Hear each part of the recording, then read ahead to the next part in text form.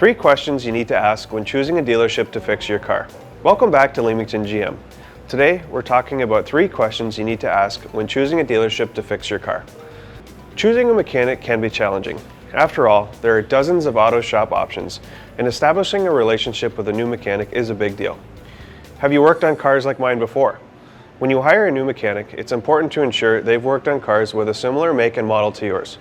Making sure that the mechanic you choose is experienced with vehicles like yours is one of the best ways you can guarantee a good experience.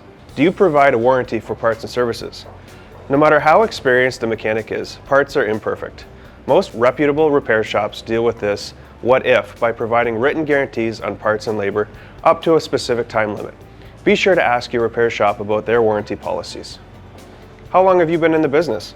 Good mechanics are experienced mechanics. Before you move forward with any dealership, ask how long they've been in business. This will be an essential factor when choosing a mechanic. The best shops have a long track record of success, lots of great customer reviews, and plenty of experience to back up their claims.